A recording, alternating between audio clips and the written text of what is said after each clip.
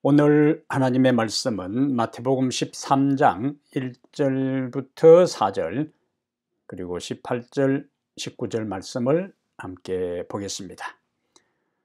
그날 예수께서 집에서 나가사 바닷가에 앉으심에 큰 무리가 그에게로 모여들거늘 예수께서 배에 올라가 앉으시고 온 무리는 해변에 서 있더니 예수께서 비유로 여러 가지를 그들에게 말씀하여 이르시되 씨를 뿌리는 자가 뿌리러 나가서 뿌릴새 들으는 길가에 떨어짐에 새들이 와서 먹어 버렸고 그런즉 씨 뿌리는 비유를 들으라. 아무나 천국 말씀을 듣고 깨달지 못할 때는 악한 자가 와서 그 마음에 뿌려진 것을 빼앗나니 이는 곧 길가에 뿌려진 자요.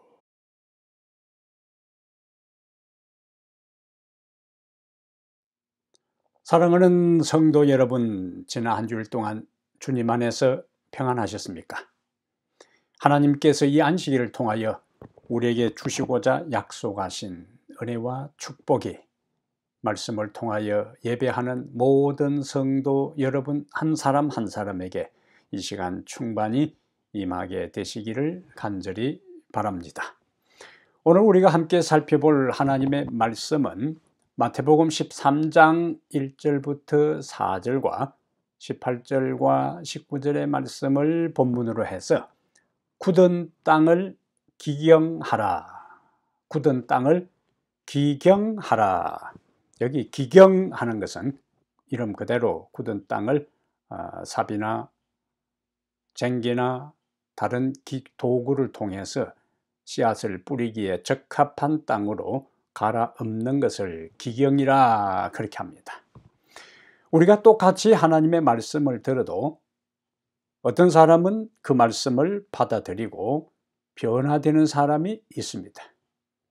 그런데 또 다른 사람은 똑같은 시간에 똑같은 장소에서 똑같은 설교자를 통하여 똑같은 하나님의 말씀을 들어도 받아들이지 않고 오히려 마음이 굳어져 버리고 그의 삶에 전혀 변화가 없는 사람들도 있습니다. 예수님께서 이 세상에 말씀의 씨를 뿌리기 위해서 말씀 자체이신 그분이 3년 반 동안 수없이 많은 하나님의 말씀을 강론하고 교훈하고 가르치셨어요. 그런데 성령 충만했던 그분이 부지런히 간절한 마음으로 완전한 인격자인 그분이 하나님의 말씀을 선포해도 말지 않죠. 오히려 거부하고 마음을 닫고 끝내는 그 예수님을 십자가에 못 박아 죽였다는 이야기지요. 또 다른 사람들은 그 예수님이 전한 말씀에 삶의 희망을 얻고 그 말씀을 통해 자신의 죄를 고백하고 그 말씀을 의지하고 인생의 모든 삶을 헤쳐나가기로 결심한 사람들도 있습니다. 그런데 왜 똑같은 말씀을 들어도 어떤 사람은 받아들이고 구원을 받고 어떤 사람은 거절하고 멸망의 길로 자처하여 가는가? 이와 같은 모든 원인이 어디에 있는지를 이러한 그 근본적인 이유를 예수님은 오늘 씨 뿌리는 자의 비유를 통해 다양한 반응이 나타나는 다양한 결과가 초래되는 이런 이유를 오늘 씨 뿌리는 자의 비유를 통해서 예수님께서 말씀하고 있습니다. 자, 오늘 본문에 보면은 농부가 나가서 밭에 씨를 뿌렸어요. 그런데 그 씨는 동일했는데 그 씨가 떨어진 밭이 오늘 살펴볼 길가 밭이 있고 돌밭이 있고 가시덤불 밭이 있고 그리고 마지막에 좋은 밭이 있어요. 이 네 종류의 밭 가운데 어떤 씨는 열매를 맺었고 어떤 씨는 열매가 없었어요.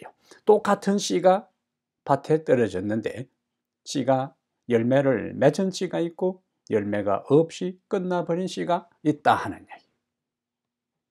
열매의 여부는 수확이 이루어질 수 있는 모든 여부는 무엇에 좌우되는가? 씨는 동일했기 때문에 그 씨가 떨어진 밭의 상태, 땅, 토질의 호불호, 토질의 그 상태가 결국에 뿌린 씨앗이 싹을 틔우고 꽃을 피우고 열매를 맺게 하는 모든 것의 결정적인 요소가 되었다 하는 것을 예수님은 말씀하고 있어요. 씨가 떨어진 네 종류의 밭은 바로 우리의 마음밭을 의미합니다. 그러니까 각자가 마음의 밭의 상태가 어떠하냐에 따라서 그 인생의 향방이, 운명이 결정되고 좌우되는 것을 우리는 여기서 알 수가 있습니다. 결국 우리 신앙과 우리의 영원한 구원은 하나님의 말씀에 대한 우리의 반응과 하나님의 말씀에 대한 우리의 태도와 하나님의 말씀에 대한 우리의 자세가 우리의 운명을, 우리의 인생의 향방을 결정하고 좌우한다는 말씀이지요. 자, 오늘은 이러한 사실을 염두에 두고 농부가 씨를 뿌린 네 종류의 밭 가운데 첫 번째 길가 밭에 대한 말씀을 함께 살펴보겠습니다. 3절에 보면은 농부가 이제 예수님의 비유 가운데 씨를 뿌리는 자가 누구겠어요? 농부잖아요. 씨를 뿌리는 자가 뿌리러 나가서 씨를 뿌리러 나갔다. 그런데 이 씨를 뿌리는 이것을 19절에는 뭐라고 말씀했냐면은 씨 뿌리는 비유를 들으라. 아무나 천국 말씀을 듣고, 농부가 씨를 뿌린 그것을 예수님은 그 씨가 무엇을 의미하는가? 하나님의 말씀이다. 그렇게 설명을 했습니다. 제자들에게 해석해 준 거예요. 그런데 우리가 씨앗을 땅에 뿌릴 때에 그 씨마다 다 생명이 있습니다. 씨 안에 생명력이 있는 거예요. 그 씨가 땅에 뿌려질 때 적당한 온도, 수분, 그 다음에 햇볕, 그 다음에 산소의 모든 조건이 갖추어질 때에 비로소 씨앗 속에 있는 생명의 싹을 틔우고 발화하고 성장하는 과정에 이제 들어가게 되는 거예요. 씨 안에 생명이 있다 했으니까 씨는 하나님의 말씀이라고 하면 결국에 하나님의 말씀 안에 하나님의 말씀이 뭐가 되는가? 생명에 있다. 그리고 예수님께서도 요한복음 6장 63절에 내가 너희에게 이런 말은, 예수님이 하신 말은 영이요 생명이라고, 예수님 스스로 자신이 하신 말씀이 영이요 생명이라고 직접 말씀을 하신 것입니다. 우리가 에베소 2장 1절에 보면은 이 세상에 사는 모든 사람들이 예수를 믿기 전에 이 땅의 자연인의 모든 상태가 어떤 상태인가? 허물과 죄로 죽었던 사람들이라고 했어요. 예수 믿기 전에 우리 모두는 다 허물과 죄로 죽은 사람들입니다. 죽은 사람에게는, 죽었다 하는 이야기는 무엇이 없다는 이야기인가? 생명이 없다는 이야기. 생명이 없는 존재는 죽은 존재입니다. 그런데 하나님의 말씀은 예수님께서 내가 너희에게 이런 말이 영이요 생명이라고 했으니까 죽었던 우리들이 생명인 하나님의 말씀을, 우리는 영생을, 생명을 가진 존재가 될 수가 있습니다. 예수님은 요한복음 5장 24절에 내 말을 듣고, 예수님의 말이요 어떤 말인가? 영이 되고 생명이 되는 그 말씀을 듣고 또 나 보내신 이를 믿는 자는 영생을 얻었고 심판에 이르지 아니하려니 사망에서 생명으로 옮겼느니라고 예수님께서 말씀을 하셨어요. 이렇게 하나님의 말씀을 받아들이고 예수 그리스도를 믿는 사람을 가리켜서 성경은 하나님의 자녀로 거듭났다라고 말씀해요. 하나님의 생명인 말씀을 받아들이고 예수 그리스도를 믿는 자들을 거듭났다. 그렇게 말씀하신 거예요. 그래서 야고보 1장 18절에는 자기의 뜻을 따라 진리의 말씀으로 우리를 낳으셨느니라. 진리의 말씀으로 우리를 낳으셨다. 그렇게 했어요. 그 다음에 베드로전서 1장 23절에는 너희가 거듭난 것은 썩어질 씨로 된 것이 아니요 썩지 아니할 씨로 된 것이니 하나님의 살아있고 한다는 결국 생명이 있는 살아있고 항상 있는 말씀으로 되었느니라고 베드로전서 1장 23절에 말씀하고 있어요. 그러므로 우리의 영적 생명은 이미 허물과 죄로 죽은 우리들이 어떻게 하나님의 영적 생명을 얻게 되는가? 하나님의 말씀을 듣고 그것을 믿음으로 받아들임으로 우리 속에 하나님의 영원한 생명이 시작되는 것입니다. 중요한 원리지요. 어떻게 우리의 영생을 얻는가? 바로 하나님의 생명의 말씀을 받아들일 때 그 생명의 씨앗이 우리의 마음 밭에 떨어져서 싹을 틔우고 꽃을 피우고 열매를 맺게 되는 변화의 과정, 성장의 과정에 들어서게 되는 겁니다. 자, 그런데 우리가 생명되는 하나님의 말씀을 받아들임으로 무엇이 시작되었다? 우리 속에 믿음으로 영적 생명이 시작되었어요. 아이가 태어난다고 해서 다 되는 것이 아니고 태어난 아이는 이제 그 생명을 가지고 뭐 해야 됩니까? 성장해야 돼요. 자라가야 합니다. 그런데 생명이 저절로 자라는 게 아니잖아요. 생명이 자랄 수 있는 영양이 생명이 또다시 공급돼야 되는 거예요. 그래야 생명체는 그 생명을 유지하며 성장하면서 생명체의 존재 가치를 드러낼 수가 있어요. 우리의 생명의 시작은 하나님의 말씀을 받아들임으로 시작되었다. 그런데 하나님의 말씀으로 우리의 생명이 시작되었을 뿐만 아니라 그 생명이 유지되고 성장하는데도 또 무엇이 필요한가? 바로 하나님의 말씀이라는 거예요. 하나님의 말씀은 우리에게 영원한 생명이 출발되게 한 핵심 요소일 뿐만 아니라 하나님의 말씀에 의해 우리는 또 자라고 변화되고 성장해 나가는 과정을 거칠 수가 있어요. 그래서 예수님은 마태복음 4장 4절에서 사람이 떡으로만 살 것이 아니요 떡은 우리의 육체적인 생명을 유지하고 성장하게 하는 겁니다. 그런데 그것만 가지고 안 된다는 거예요. 사람이 떡으로만 살 것이 아니요 하나님의 입으로부터 나오는 모든 말씀으로 살 것이니라. 영적 생명의 유지와 성장은 영적 생명이 출발하게 한 그 첫 번째 요소인 하나님의 말씀으로 우리의 영적 생명이 유지되고 성장해 간다는 것을 예수님께서 마태복음 4장 4절에서 이렇게 분명하게 말씀을 하고 있습니다.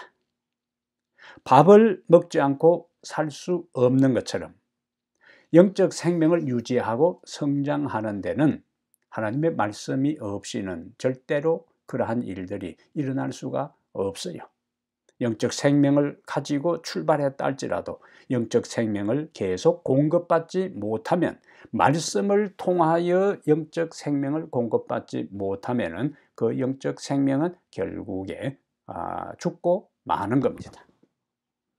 그러므로 우리는 이미 말씀을 통하여 우리 마음밭에 형성된 탄생된 이 출발된 영적 생명을 유지하기 위하여 간헐적으로가 아니라 가끔 생각날 때에 심심하면 그러한 상태로 말씀을 섭취해 가지고는 영적 생명이 정상적으로 성장할 수가 없어요.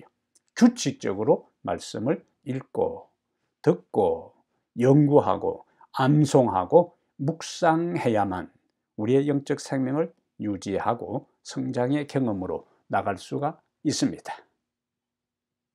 이렇게 다양한 방법으로 하나님의 말씀을 섭취하지 않는 사람은 성경의 표현대로 살았다 하는 이름은 가졌으나 실상은 영적으로 이미 죽은 사람에 불과한 것입니다. 또한 아직은 설령 생명이 붙어 있다 할지라도 죽어가고 있는 사람들입니다.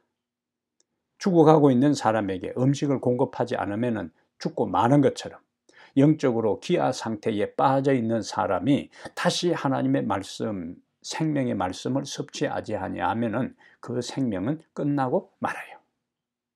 올해 우리 집에 호박을 몇 포기 심었습니다. 이제 갓 호박이 열리기 시작하는데 잎이 짙은 녹색이 되어야만이 튼튼하고 이 생명이 강해서 많은 호박이 열릴 수 있는데 벌써 약간 연두색을 띠고 있습니다. 그래서 오늘 서둘러 거름을 좀 주었어요. 지금 여러분은 하나님의 말씀을 얼마나 꾸준히 챙겨 먹고 있는지 모르겠어요.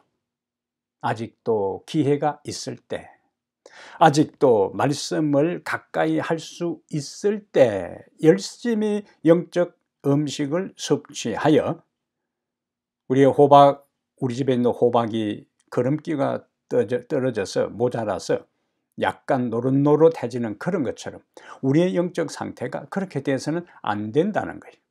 다시 하나님의 말씀에 영양분을 공급받음으로 영적 활력을 유지할 뿐만 아니라 계속 믿음 안에서 하나님의 생명으로 성장해 가는 그러한 하나님의 백성이 되기를 바랍니다.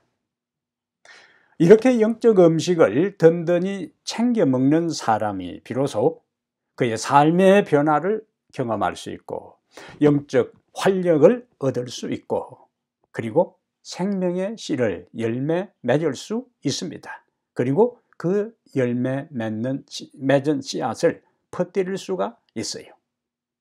영적 씨앗을 뿌리는 농부가 되어 말씀의 씨를 뿌릴 수 있다는 거예요. 그런데 여기서 우리가 기억할 것은 농부가 씨를 뿌린다고 해서 모든 씨가 다 발화하는 것이 아니에요. 씨앗의 종류에 따라서 어떤 것은 50% 발화율이 있는 것이 있고 어떤 것은 아주 20%, 30%밖에 뿌린 씨 가운데 싹을 틔우는 것이 없는 그러한 씨들도 있습니다. 마찬가지로 우리가 복음의 씨를 뿌려도 모든 복음의 씨앗이 사람들의 밭에 떨어질 때에 모두가 다 예수님을 받아들이고 구원 얻는 것은 아닙니다. 씨앗에 땅에 떨어진 씨앗이 다 발화하지 않는 것처럼 인간의 마음밭에 떨어진 씨앗들이 다 발화하는 것은 아니에요. 싹을 틔우는 것이 아니에요. 다 긍정적으로 반응하는 것도 아닙니다. 받아들인 사람이 있고 거절하는 사람이 있고 고마워하는 사람이 있고 귀찮아하는 사람이 있고 받아들인 사람에게는 그 말씀의 씨앗이 마음밭에서 발화하여 싹을 틔워 성장해 갈 수 있습니다. 그러나 그 말씀을 거절하는 사람에게는 씨가 발화할 수가 없어요. 왜 그런가? 마음밭이 다르기 때문에 수고한다고 아무리 물을 준다고 아무리 노력한다고 결실하는 것이 아닙니다. 씨 뿌리는 자의 비유 가운데 예수님께서 4종류의 밭을 말씀하셨는데 비율적으로 보면은 좋은 밭에 떨어진 씨만이 그 모든 좋은 조건 속에서 열매를 맺었지. 길가밭과 그 다음에 가시덤불과 같은 밭과 돌과 같은 밭에서는 열매가 없었어요. 맺는 것처럼 보였지만 우선 싹이 나고 잘 자라는 것처럼 보였지만 결국에 시들어버리고 열매를 완전히 연결지 못한 것을 비유적으로 말씀을 하신 거예요. 우리가 복음을 전할 때에 결국에 예수님이 4종류의 밭 가운데 3종류의 밭에서는 열매가 없었다는 그것은 좋은 밭이 흔하지 않다 하는 이야기고 우리가 복음을 전할 때에 그 복음을 고마워하고 기다렸다는 듯이 감격하여 받아들이는 사람의 숫자가 많지 않음을 이미 이 씨 뿌리는 자와 밭의 비유를 통해서 예수님께서 우리에게 깨우쳐 준 것입니다. 그렇다고 우리는 다른 사람의 마음의 밭의 상태가 어떤 상태에 있는지를 우리는 몰라요. 하나님은 다 아시지만은 이 사람의 마음밭은 옥토다고, 이 사람의 마음밭은 길가다, 돌짝밭이다, 가시덤불이라고 하나님께서 그것을 말씀하지 않고, 일단 우리에게는 모든 밭에 뭘 하라고요? 씨를 뿌리라고 말씀해요. 그 뿌린 씨, 그 마음밭에 따라서 열매가 달라지는데 그들이 어떻게 반응할지 우리는 모르는 겁니다. 일단 우리는 하나님의 말씀과 명령을 따라 사람들의 마음밭에 생명의 씨를, 복음의 씨를, 구원의 씨를 뿌리는 겁니다. 뿌리는 것은 우리의 책임이요, 그 뿌린 씨앗을 받아들이고 수용하는 그 여부는 그들의 선택이요, 그리고 그 결과에 대해 그들이 책임지는 겁니다.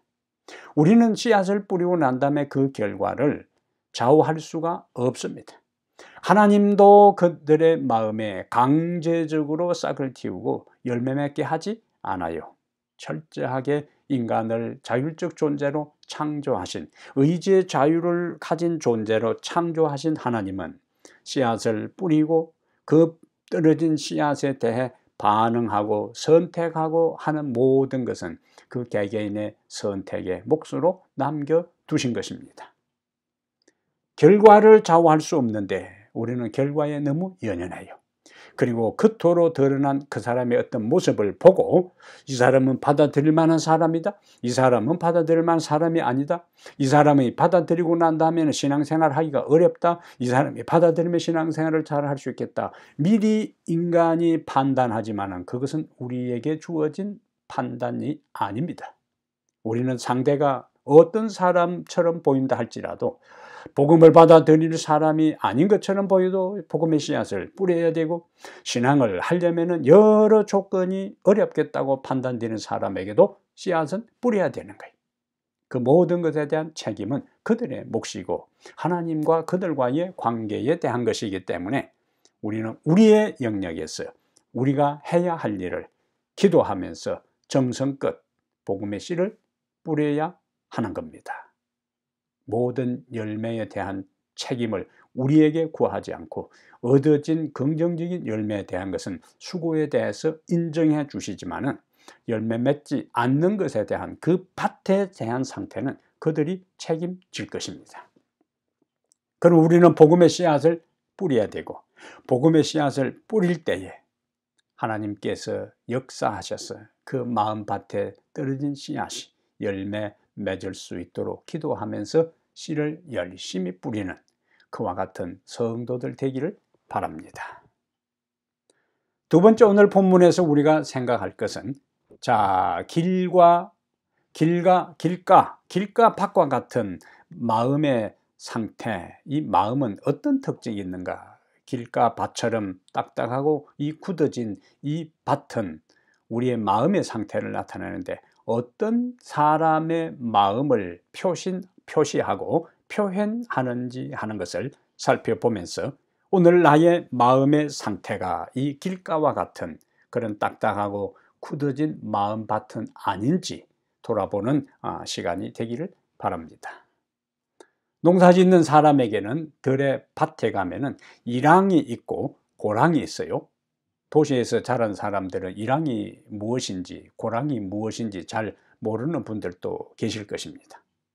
일항은 씨앗을 뿌리거나 또 모종을 심기 위해서 도톰하게 흙을 쌓아 올린 그 부분이 일항이고, 그 일항과 일항 사이에 그것을 우리가 고랑이라 그래요. 그럼 예수님께서 길가 밭을 말씀하실 때는 보통 우리가 생각하는 사람들이 많이 다니는, 짐승이 다니는 그런 일반적인 길에 대한 이야기가 아니고, 곡식을 심기 위해서 흙을 돋운 일항과 일항 사이에 사람이나 짐승이 다닐 수 있도록 만들어진 그 고랑이 오늘 비유에서 말씀하시는 길가가 되겠습니다. 기본적인 이해는 이제 됐고요. 자, 농부가 씨앗을 뿌리고 때로는 수확하기 위해서 물을 주기 위해서 이 이랑과 이랑 사이의 고랑을 다니다 보면은 그 고랑이 어떻게 되겠어요? 딱딱하게 길처럼 굳어집니다. 일반적으로 시골에 보면은요, 농부가 밭을 갈든지 논을 갈고 씨앗을 뿌릴 때 되면은 그 전에 주변에 보이지 않던 새들이 많이 날아옵니다. 왜냐하면 밭을 갈고 논을 갈 때는 거기에 갈아 엎는 가운데 이 벌레들이 많이 겉으로 나오기 때문에 땅속에 있는 벌레나 지렁이를 잡아먹기 위해서 새들이 다 낌새를 알고 밭을 갈 때에는 새들이 몰려와요. 그러면 농부가 그 밭을 다 이제 고른 다음에 이랑을 만들어서 씨를 뿌리면은 새들이 지렁이나 벌레도 잡아먹고, 그 다음에 그 이랑에 떨어지지 않고 고랑에 떨어진, 이 오늘 본문에 나오는 길가와 같은 딱딱한 자리에 떨어진 그 씨앗들은 대기하고 있던 새들이 재빨리 날아와서 먹는다 하는 것이 예수님의 오늘 비유의 말씀이에요. 그런데 이 새를 예수님은 어떻게 설명을 하냐면 19절에 보면은 악한 자가 와서 하나님의 말씀을 빼앗아 가버린다 해서 이 길가에 떨어진 씨앗이 땅에 제대로 묻히지 아니하고 노출되어 있을 때에 대기하고 있던 새가 재빨리 날아와서 낚아채 쪼아 먹는 그 새를 예수님은 악한 자라고 이야기를 했는데, 같은 비유를 마가복음 4장 15절에서는 사탄이 그 악한 자를 구체적으로 사탄이라 했고 말씀을 빼앗는다고 했어요. 왜 사탄이 그러면 말씀을 빼앗는가? 그 설명이 같은 비유를 이야기한 누가복음 8장 12절에서는 마귀가, 누가는 마귀라 그랬어요. 마태는 악한 자라 그랬고 마가는 사탄이라 그랬고 누가는 마귀가 그들이 믿어, 말씀의 씨앗이 떨어진 그 밭의 주인이 믿어 구원을 얻지 못하도록 하기 위해서 마음밭에서 말씀을 빼앗는다, 그렇게 설명을 했습니다. 사탄은 우리의 심령에, 우리의 마음밭에 떨어진 진리가 아무 효과를 나타내지 못하도록 그 말씀의 씨앗이 싹을 틔우고 뿌리를 내려서 성장해서 영적 변화를 경험하고 하나님의 자녀답게 변화되는 그 모든 역사가 일어나지 못하도록 항상 사탄은 대기하고 있는 거예요. 씨를 뿌리는 그 현장에 새가 대기하고 있다가 흙 속에 묻히지 않는 씨앗을 재빨리 낚아채고 쪼아 먹는 것처럼 말씀이 선포되고 가르치는 그 현장에 사탄도 항상 대기하고 있는 거예요. 그래서 그 말씀의 씨앗이 마음의 밭에 뿌리를 내리지 못하도록 바로 말씀을 낚아채기 위해서 기다리고 있다는 이야기. 두려운 이야기, 경계해야 할 내용입니다. 사탄은 말씀을 듣는 청중들의 마음을 사로잡아서 심지어 어떻게 하는가? 설교자와 말씀을 비평하게 하고, 심지어 집에 가서도 자녀들이 있는 데서 설교자를 비판하고 비평하고 말씀을 비평하는 일들을 비일비재하게 하는 경우들이 많이 있는데, 그것은 사탄의 충동을 받아서 그렇게 하는 것입니다.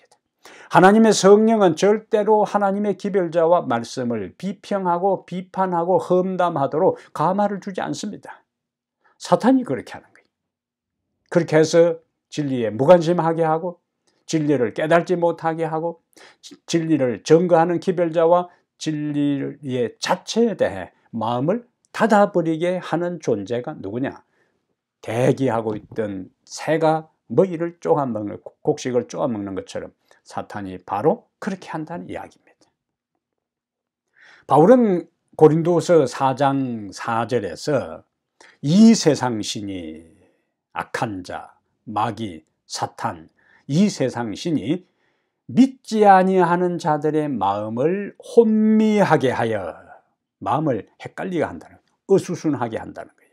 혼란하게 한다는 거예요. 혼미하게 하여 그리스도의 영광의 복음의 광채가 비치지 못하게 한다고 했어요.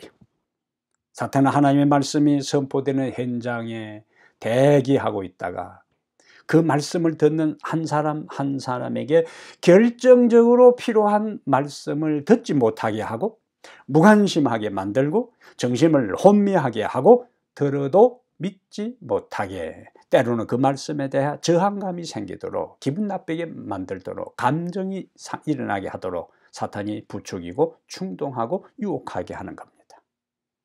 그러므로 우리는 어떻게 해야 되는가? 말씀을 들을 때나 말씀을 읽을 때마다, 설교를 들을 때에, 예배에 참여할 때마다 이 세상 신이, 사탄이 대기하고 있다가 우리의 마음을 사로잡아서 말씀을 거부하고 마음을 닫게 하는 대신에 성령이 역사할 수 있도록 참으로 간절하게 기도하면서 말씀을 가까이 해야 될 줄로 믿습니다. 그렇다면 길가와 같은 딱딱하고 굳은 마음밭의 특징이 무엇일까요? 이것은 닫혀진 마음입니다. 굳은 마음이요, 교만한 마음이요. 이들의 특징은 진리에 관심이 없고 간절함도 없고 진리에 반응도 없어요. 이런 마음밭을 가진 사람들에게는 말씀이 떨어져도 뿌리를 내리지 못합니다. 이런 사람은 오랫동안 교회에 다녀도 삶의 변화가 없고 믿음의 성장이 없어요. 이런 사람들은 자신의 영적 상태를 알지 못합니다. 이러한 마음, 길가와 같은 마음을 가진 사람들은 형식적이고 타성에 젖은 습관적인 신앙생활을 합니다. 이들은 회개하라는 하나님의 말씀에 대해 거부하고, 이들은 하나님의 말씀에 순종하라는 것을 율법주의로 받아들이고 부담을 준다고 이야기하고, 마음 편하게 신앙생활 좀 하려고 교회에 나왔는데 인생살이도 힘든데 하나님 말씀 순종하라고 이야기한다고 거부감을 나타내고 불평하는 사람들이 길가 밭의 소유자들입니다. 그러다가 하나님의 말씀을 따라 우리가 이렇게 사는 것이 하나님의 자녀의 도리라는 기별에 대해서 거부하다가 어떤 계기로 핑계를 대고 결국에 주님을 떠납니다. 그렇다면 이와 같은 사람들은 어떻게 해야 될까요? 길가 청중은 어떻게 해야 그 밭에 떨어진 씨앗이 새가 물어가고 사탄이 낚아채지 않도록 할 수 있을까요? 오늘 제목에 굳은 땅을, 묵은 땅을, 단단한 땅을 기경하라고 했어요. 호세아 10장 12절에 너희 묵은 땅을 기경하라, 갈아엎으라는 거예요. 지금이 곧 여호와를 찾을 때라고 했습니다. 하나님을 찾을 때에 우리의 굳은 마음의 땅을 갈아엎어야 되는데, 그것은 말씀을 들을 때에 하나님 앞에서 서 있는 것처럼 말씀을 들을 때에 그런 자세로 하나님 말씀을 들으라 하는 이야기. 우리는 그와 같은 장면을 백부장 고넬료가 베드로의 말씀을 들을 때, 베드로의 말을 들을 때에 그와 같은 자세를 가진 것을 볼 수가 있어요. 사도행전 10장 33절에 고넬료가 이렇게 고백합니다. 이제 우리는 주께서 당신에게 명하신, 베드로에게 명하신 모든 말씀을 듣고자 하나님 앞에 섰나이다.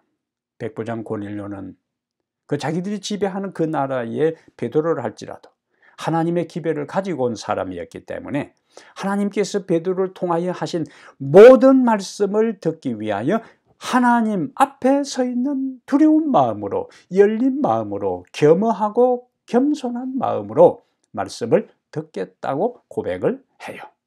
그러한 자들에게, 그렇게 열린 마음을 가지고 말씀을 듣는 자들에게 하나님의 성령이 임해서 그들에게 놀라운 구원의 역사가 일어난 것입니다.